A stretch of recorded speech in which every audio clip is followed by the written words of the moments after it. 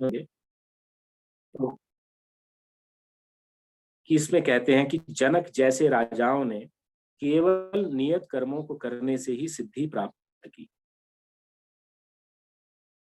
अतः सामान्य जनों को शिक्षित करने की दृष्टि से तुम्हें कर्म करना चाहिए।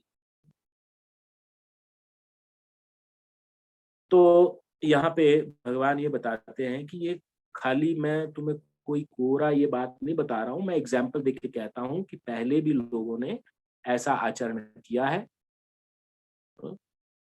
पहले भी लोगों ने ऐसा आचरण किया है और उस आचरण के आधार पर उन्होंने सिद्धि को प्राप्त किया, परम सिद्धि को, परम गति को प्राप्त किया। और उसमें एग्जाम्पल किसका दे रहे हैं? जनक महाराज। तो आइए पढ़ते हैं प्रभुपाद जी का तात्पर्य। जय श्रील प्रभुपाद। जनक जैसे राजा स्वरूप सिद्ध व्यक्ति थे, अतः वे वेदानुमोदित कर्म करने के लिए बाध्य न थे।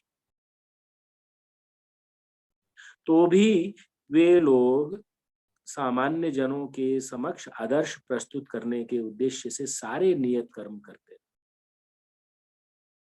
महाराज जनक जो थे स्वरूप सिद्ध व्यक्ति थे, उनके लिए कोई जरूरी नहीं था कि वो वैदिक नियमों के अनुसार से कार्य करें,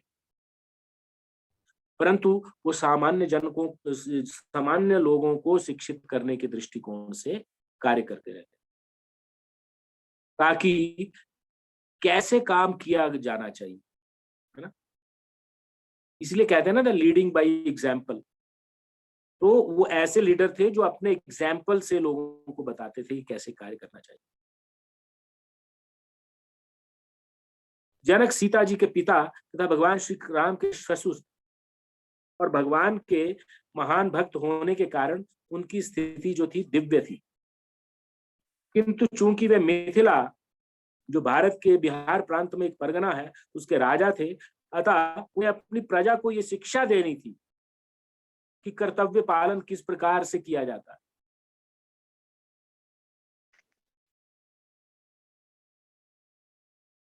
तो उनको शिक्षा देने की दृष्टिकोण से, अपनी प्रजा को आदर्श प्रस्तुत करने की दृष्टिकोण से उन्होंने सारे कार्य किए।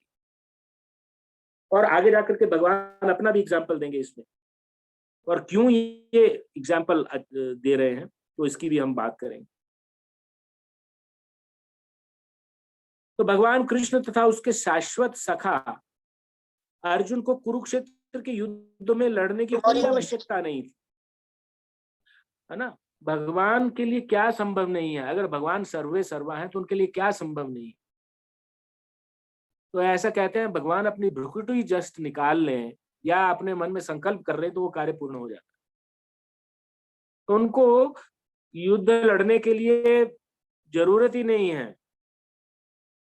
वो ऐसे ही मतलब कि अपनी दृष्टि थोड़ी सी गुस्से वाली कर ले तो वो भस्म हो जाएगी। परंतु इस लोक में बाकी के जीवात्मा तो वैसे नहीं है ना, तो उनको सिखाने के लिए कि कैसे कार्य किए जाने चाहिए। अगर लड़ना भी है तो क्या उद्देश्य से लड़ाई होनी चाहिए, तो वो सिखाने के लिए भगवान आते हैं। तो भगवान तथा उनके शाश्वत सखा अर्जुन को कुरुक्षेत्र के युद्ध में लड़ने की कोई आवश्यकता नहीं, किंतु उन्होंने सामान्य जनता को ये सिखाने के लिए युद्ध किया कि जब सारे सत परामर्श असफल हो जाते हैं तो ऐसी स्थिति में हिंसा आवश्यक हो जाती है।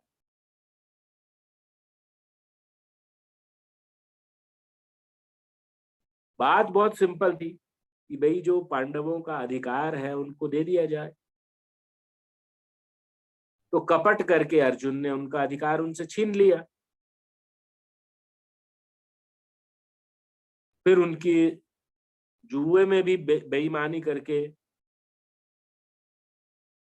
उन्होंने अपमान किया। बहुत सारी ऐसी बातें हुई और बाद में जब उन्होंने बोला कि हमें भाई अब 4-5 गांव ही दे दो, वो तो अब 4-5 गांव तो क्या, एक सुई के बराबर आपको मैं जमीन नहीं दूंगा।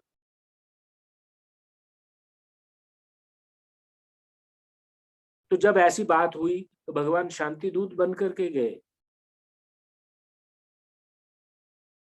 तब भी वो समझा नहीं, तो फिर क्या, युद्ध अवश्यम भावी हो गया। तो यही बात कही जा रही है कि भगवान कृष्ण तो उनके शाश्वत सखा अर्जुन को कुरुक्षेत्र में नहीं नहीं किंतु उन्होंने जनता को ये सिखाने के लिए युद्ध किया कि जब सत परामर्श असफल हो जाते हैं तो ऐसी स्थिति में हिंसा आवश्यक हो जाती है।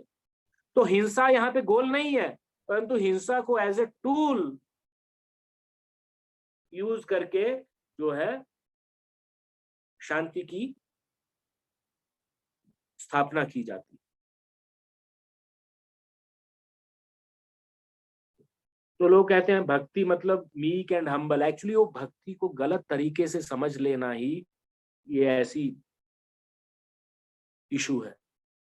भक्ति को गलत समझ लिया जाता है कि भक्ति का मतलब है कि चुपचाप बैठ के हाथ पे हाथ धरे बैठे रहो, बस माला करते रहो। अरे माला तो करना ही है, माला तो करना ही है, पर इसका अर्थ ये नहीं है कि आप जब युद्ध की आवश्यकता हो तो आप युद्ध ना करो। This is not the meaning.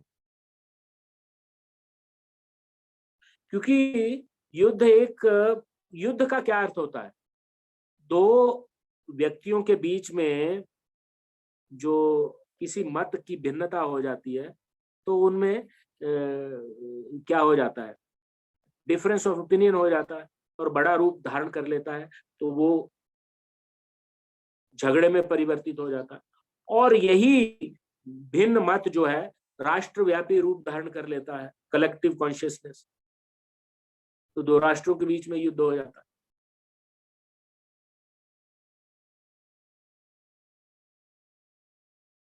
परंतु वहां पे अब आज के परिप्रेक्ष्य में है कि हु इज लेसर इविल, लेकिन महाभारत के टाइम पे ऐसा नहीं था। वहां तो धर्म और अधर्म को दृष्टिकोण रख करके युद्ध होते, उसके ऊपर बहुत गंभीर चर्चा का विषय है ये।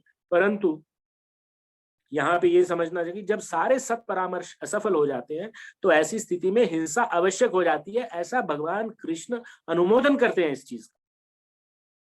कुरुक्षेत्र युद्ध के पूर्व युद्ध निवारण के लिए भगवान तक ने सारे प्रयास किए, किंतु दूसरा पक्ष लड़ने पे तुला हुआ, इनको खत्म ही कर डालेंगे। अतः ऐसे सद्धर्म के लिए युद्ध करना आवश्यक था। यद्यपि कृष्ण भावना भावित व्यक्ति को संसार में कोई रुचि नहीं हो सकती, तो भी वह जनता को यह सिखाने के लिए कि किस तरह रहना और कार्य करना चाहिए कर्म करता रहता है ना। अगर कोई ये सोचे कि भगवान के लिए ना भी कार्य करना हो, तब भी वो एक लोगों को सिखाने के लिए मतलब उसको कार्य करना चाहिए। To be a good leader, like that he has to work. तो कृष्ण भावनामृत में अनुभवी व्यक्ति इस तरह कार्य करते हैं कि अन्य लोग उनका अनुसरण कर सकें, और इसकी व्याख्या अगले श्लोक में की गई है। तो इसकी व्याख्या हम अगले श्लोक में देखते हैं कि क्यों ऐसा काम करना चाहिए। अनासक्ति का अर्थ ये भी है कि लोगों को गाइड करने के लिए काम किया जाए। तो मैं अपनी वाणी को विराम दूंगा। We have around 5-7 minutes. I want कि लोग इसमें पार्टिसिपेट करें। तो आई थिंक अनुरिता